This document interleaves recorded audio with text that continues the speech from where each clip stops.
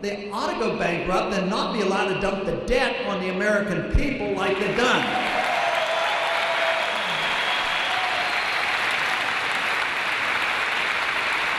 But the point is, the dollar won't last that long. There's a limit, and that point is unknown. You can predict trends, but you can't predict timing of these events. Many of us have talked about the housing bubble, the NASDAQ bubble, but true Austrian economics doesn't teach that. Yes, you know there's a bubble, but you can't say on what day it's going to burst or even what year, because that has a trust factor. There's a subjectivity to this, and the trust is still out there.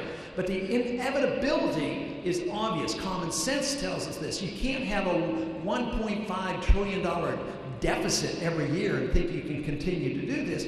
If that were the case, we wouldn't have to work. We could just run up deficits and print the money and spend it and let somebody else take care of it. But people know it's not true. And that's why I think things have changed from 4 years ago. I know many of you were involved 4 years ago, a few less longer than that. But there's a definite difference in this country. One, economics. With the bursting of the financial bubble, the people of this country and around the world have come to realize this is serious and it's not going to go away. And they have these numbers and they're predicting and say, well, the stock market is doing fine. But the other thing that has happened is the American people have gotten sick and tired of these wars, and the wars ought to be ended and we ought to bring our troops home.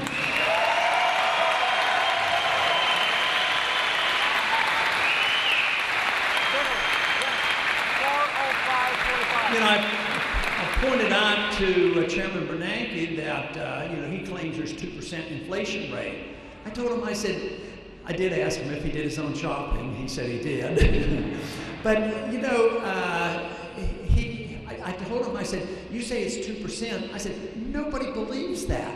If you're on a fixed income, or if you're on retirement or Social Security, I said, nobody believes that prices are going up only at 2%. All you have to do is look at gasoline prices and these different things, and it's going up much faster. But what the people get trapped. The people who can do the trading, the in and out, and the shorting, and derivatives, and then get bailed out, they're in a different category. They don't care what the price of gasoline is. You do, and it makes a difference. But a lot of people think, well, I have to have stocks. I want to invest in stocks. And in a really free society, stocks would be very good. They'd pay you, you get dividends and this sort of thing. But if you would have bought the Dow Jones average, in 1907, just 5 years ago, it was 13,000. Today they're excited.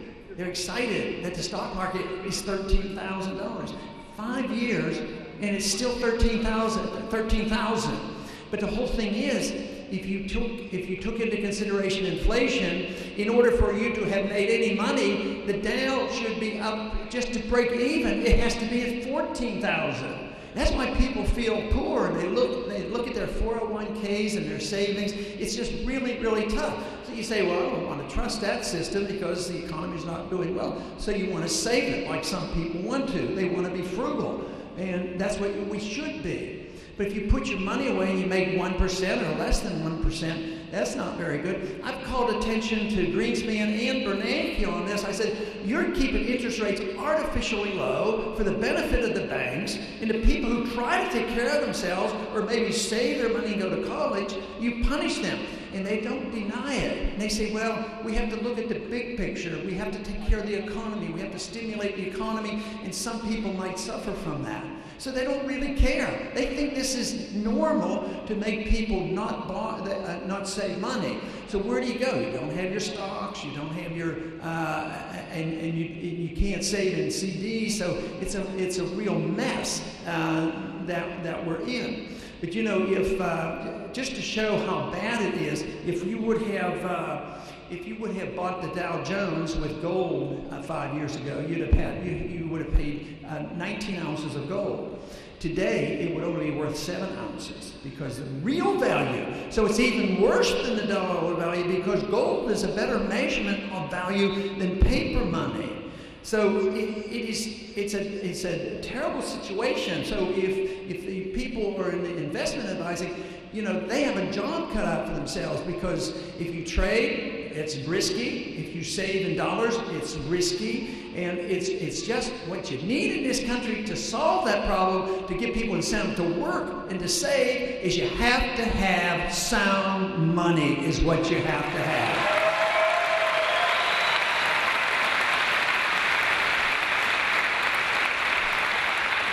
And what would we have to do that? It wouldn't be difficult. Just legalize the Constitution. It's still on the books what the money should be. It should be gold and silver.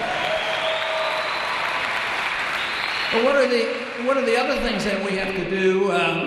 Keynesian economics teaches that what makes the economy, what makes the world go round is spending. Spending is the engine, and that is not quite true. The real engine of economics is hard work, producing products, and work, and then save some money, and that becomes capital, and you reinvest.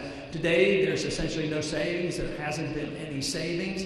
And the Keynesian answer is that, well, it's because people aren't spending enough money is the reason we're in a recession. Well, maybe they don't have a job.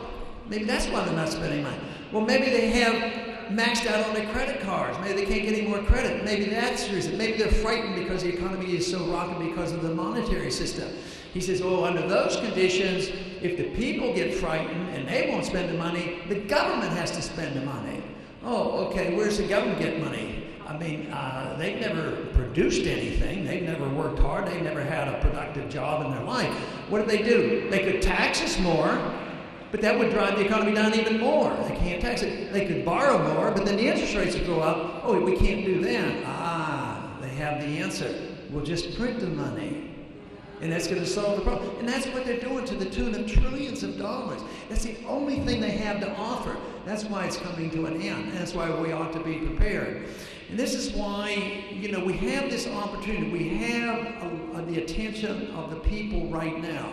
Because if most people realize, just common sense tells us that this can't continue. So therefore, they're looking for something new and different. And I have claimed that the other candidates in both parties actually are defenders of the status quo. And they're not a whole lot different. I think the only thing that distinguishes the two parties in many ways is the fact they want power. Who gets to control power for which? With this special interest versus this special interest. But think about it. Does the foreign policy ever change with the change of administration? No. And we've been doing this for years, if not all the way back to Woodrow Wilson. We've been involved in trying to make the world safe for democracy. And look at the mess we get in. And now we're broke. Our wars in the last 10 years have built $4 more trillion into debt. And we're still advancing in more countries. And we made this declaration that we're against the war on terrorism. We're in we have 900 to 1,000 bases. We're in 130 countries. And the thing continues on and on. So we have to decide about cutting back. I think we should, cut back across the board with some priorities. I believe, really, if we continue to do this, our checks are going to bounce. And the people who are totally dependent on the government, the people in Social Security or medical benefits, which in many ways are bankrupt now, and it would have been a better way to do it. But to work our way out of this, I would say, cut some of these departments out. I have 5 departments I would cut. I'd cut the spending overseas. I'd go back to 06 budgeting.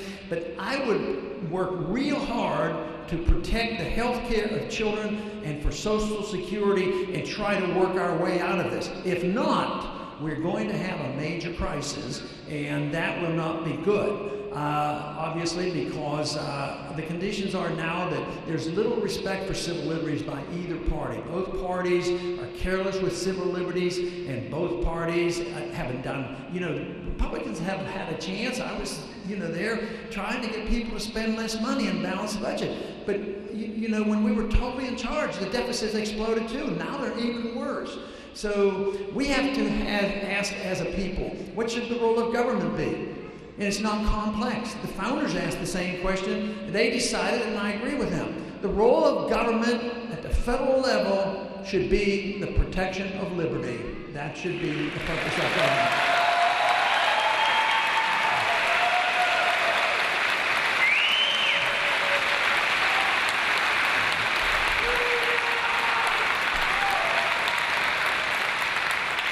The believe, represent the past. There's nothing new or different. It's been what we've been putting through, and it's been slipping and sliding downhill for a long, long time. I believe the campaign that you're involved in is looking at the future. We can address the future, improve the future. We are not living in the past. We can pick up the pieces on this issue of freedom and build on it. We don't have to go to the past. It's those individuals who criticize us for going to the past. They want to go to tyranny. I mean, the government is getting too big. Our civil liberties are being undermined. Our houses are not secure. We're not well taken care of at our airports. The TSA doesn't exactly protect our civil liberties either.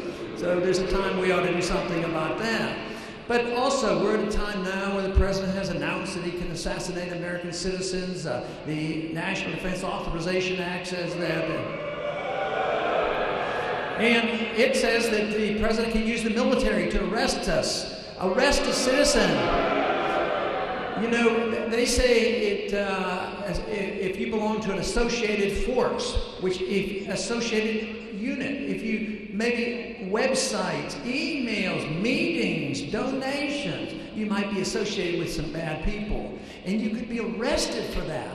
No attorney, held indefinitely in a secret prison. If we're going to see our republic returned, we won't have a Patriot Act, and we won't have the power of the federal government or the president to arrest American citizens by the military.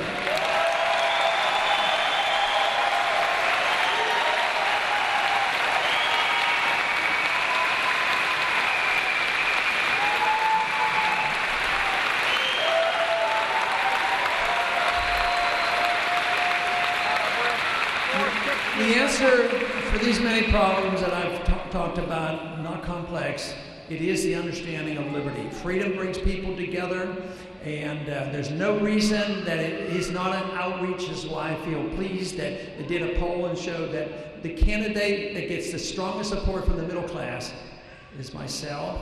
The candidate that runs the best against the Democrats is myself. This campaign that you're part of. And it's not me that does that, it's this issue of liberty because it comes together. If you understand liberty, diversity, all people should enjoy liberty. If we don't tell other people how to run their lives or what their religious values are, just so you don't hurt people, just so you don't steal from people or hurt their property, it should bring us all together. But it does require a bit of tolerance. You have to tolerate how people spend their money and how people run their personal lives. But as long as they assume responsibility for themselves and don't come using force to get the benefits from their neighbor through the government, then it doesn't matter to anybody how they use their freedoms, and that is what we should have.